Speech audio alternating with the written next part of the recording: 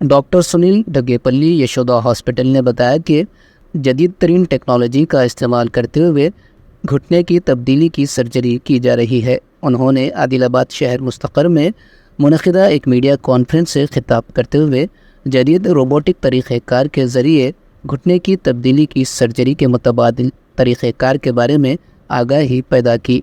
उन्होंने कहा कि हैदराबाद के समाजी गुड़ा यशोदा हॉस्पिटल में जदीद तरीन टेक्नोलॉजी का इस्तेमाल करते हुए मुतासरीन के घुटने की तब्दीली की सर्जरी की जा रही है। उन्होंने बताया कि जो लोग घुटने की तंजली के पहले 2 मराहिल में हैं वो इंजेक्शन लगा सकते हैं, लेकिन जो लोग तीसरे और चौथे मरहले में हैं उन्हें सर्जरी की ज़रूरत है। उन्होंने वजाहत की कि रोबोटिक जॉइंट रिप्लेसमेंट के ज़रिए घुटने की तब्दीली दुरुस्त तरीक़े से की जा सकती है और इस तरीक़ेकार में फ़िज़ियोथेरेपी भी आसान है। उन्होंने बताया कि बहुत से मरीज़ रोबोटिक घुटने की तब्दीली से रिलीफ का दावा कर रहे हैं।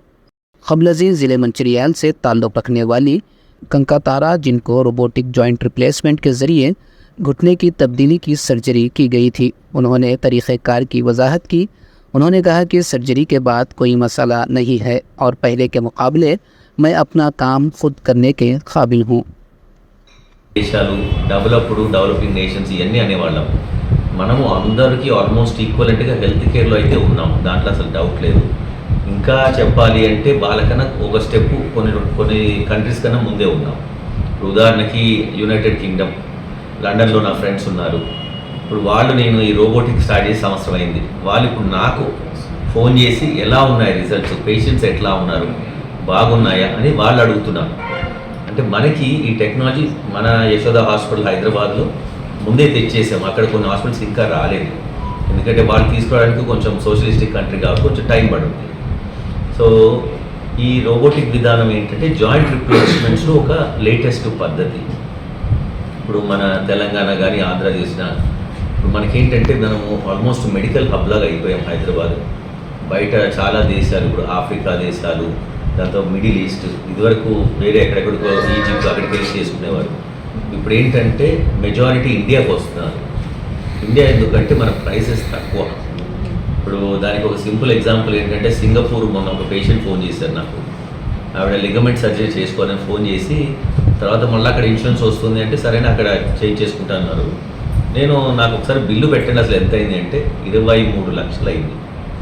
సేమ్ ఆపరేషన్ యశోదలో మనము 1,90,000 చేస్తాం. అంటే 10 రెట్లు అంత డిఫరెన్స్ ఉంది. పోనీ అదేమన్నా డిఫరెంటా అంటే ఏమీ లేదు. ఇప్పుడు సర్జన్ నాలాంటి వాడే, నేను 10 ఏళ్ళు అక్కడ లండన్లో చేశాను. సో సింగపూర్లో కూడా నాలాంటి వాడే చేసి ఉంటాడు. So surgeon almost same, technology same, వాడే పరికరము మనది కూడా సేమ్, ఇంపోర్టెడ్ మెటీరియల్ వాడుతున్నాం. అంటే 10 రెట్లు మనం తక్కువలో చేయగలుగుతున్నాం. సో ఇది అడ్వాంటేజ్ మనకి. ఇప్పుడు ఈ మోకాళ్ళ మార్పిడి మెయిన్ ఏంటంటే ఇప్పుడు అందరికీ అవసరం అవుతుంది. ఎందుకంటే ఇదివరకు కాలంలో చూస్తే మనకి ఈ లైఫ్ స్పాన్ అనేది తక్కువ ఉండేది. ఇప్పుడు లైఫ్ స్పాన్ అందరికీ పెరిగి క్వాలిటీ ఆఫ్ లైఫ్ పెరిగేసరికి మోకాళ్ళు అరిగిపోయి మోకాళ్ళ మార్పిడి గ్యారెంటీగా అవసరం అవుతుంది. కానీ జనాలు భయపడుతున్నారు. ఎందుకు? ఫస్ట్ మెయిన్ ఇంపార్టెంట్ పెయిన్, నొప్పి. అమ్మో చాలా నొప్పి ఉంటుందంట, నేను చేసుకోను. రెండోది ఏంటంటే అమ్మో ఆపరేషన్ చేస్తే ఇవాళ 4 అడుగులు వేస్తున్నా, రేపు పొద్దున అది కూడా నడుస్తాం లేదా అని మా వాళ్ళు ఎవరు చెప్పారు. దాని తర్వాత బెడ్ రెస్ట్ అట్లనే పడుకుంటారట, నాకు చేసేవాళ్ళు ఎవరు లేరు, నేను చేయించుకోనని. ఇట్లా పలు రకాల భయాలు ఉన్నాయి. సో నేను అందరిని అడిగేది ఒకటి, ఇప్పుడు ఎవరైనా పేషెంట్ నాతో ఇదంటే నేను ఒకటే అంటానమ్మా, మీరు ఎవరిని అడిగేది? ఇప్పుడు ఎవరైనా ఇట్లా రెగ్యులర్ మోకాళ్ళ మార్పిడి చేసే డాక్టర్ అడిగితే ఏంటంటే ఆ భయాలు కొంచెం తగ్గించగలం. ఎందుకు? ఈ మోకాళ్ళ మార్పిడి అనేది తప్పదు, నాకైనా తప్పదు, మీకైనా తప్పదు. ఎందుకు అంటే ఒక్కటి గుర్తుపెట్టుకోవాలి, మనము లైఫ్ ఎండ్ వచ్చేసరికి ఆ 4 అడుగులు వేసి బాత్రూమ్ వెళ్ళలేకపోతే ఎవరెత్తుకొని తిరుగుతారు? అదొక్కటే.